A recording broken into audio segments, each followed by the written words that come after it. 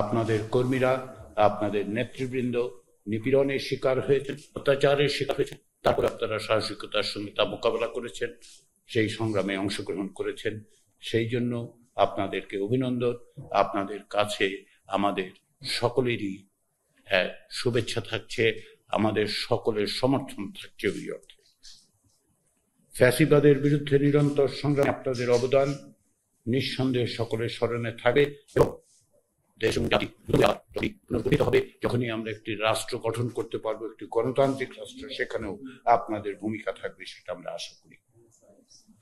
24-এর গণ অভ্যুত্থানের সময় আপনাদের সাহসিকতার সঙ্গে গণ অভ্যুত্থানে অংশগ্রহণ করেছেন, প্রাণ দিয়েছেন। নেতৃবৃন্দ কারাগারে আটক থেকেছেন, তারা লড়াইয়ের সংগ্রামে উপস্থিত হয়েছেন। রাষ্ট্র সংস্কারের জন্য অন্তর্বর্তী সরকারের পক্ষ থেকে যে উদ্যোগ নেওয়া হয়েছে, সেই উদ্যোগ সরকারের উদ্যোগ নয়, আসলে এটি বাংলাদেশের মানুষের দীর্ঘদিনের আকাঙ্ক্ষার ফল। তারই অংশ হিসেবে অন্তর্বর্তী সরকারের পক্ষ থেকে উদ্যোগ নেওয়া হয়েছে। রাষ্ট্র সংস্কারের প্রয়োজন এবং তাগিদ রাজনৈতিক দলের কাছ থেকে এসছে, জনসমাজের কাছ থেকে এসছে, ছাত্রদের কাছ থেকে এসেছে, সাধারণ মানুষের কাছ থেকে এসছে। সেই প্রক্রিয়ায় আপনারা আন্তরিকভাবে অংশগ্রহণ করেছেন বলে আপনাদের আবার আমি ধন্যবাদ জানাই। আমরা আলোচনা শুরু করব আজকে। এই আলোচনা প্রয়োজনে অব্যাহত থাকবে।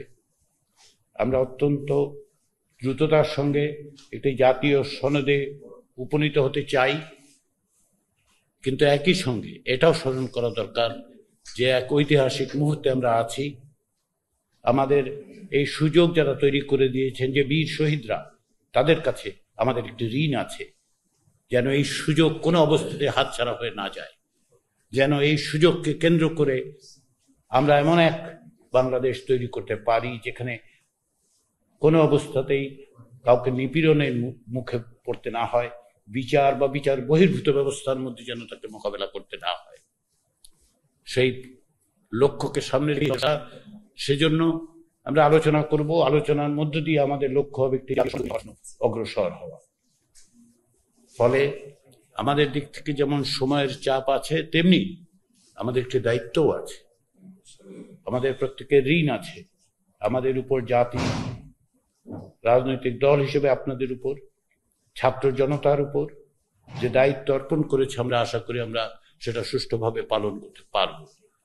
সেখানে আমাদের প্রত্যেকের ভূমিকা আছে, গণমাধ্যমের ভূমিকা আছে, রাজনৈতিক দলের ভূমিকা আছে, জনসমাজ বা সিভিল সোসাইটির ভূমিকা আছে। সেই কাজে আপনাদের যে অংশগ্রহণ, সেটা নিঃসন্দেহে ধন্যবাদের যোগ্য। সেই আশা রেখেই আবার বলি যে এই প্রক্রিয়ার মধ্যে আমরা সকলে একত্রে আছি, সকলে মিলেই এই চেষ্টাটা আমরা করছি। এটা কোনো রাজনৈতিক দলের একক বিষয় নয়, কেবলমাত্র রাজনৈতিক দলেরও বিষয় নয়, সকলের বিষয়। জাতির আকাঙ্ক্ষাকে ধারণ করার জন্য আমাদের চেষ্টা, সেই চেষ্টায় এই সংস্কার কমিশনগুলোর পক্ষ থেকে দেওয়া প্রস্তাব এবং তার সার অংশ, তার মূল দিকগুলি নিয়ে আমরা আলোচনা শুরু করব। প্রয়োজনে আলোচনা অব্যাহত থাকবে, কিন্তু আমাদের লক্ষ্য এক।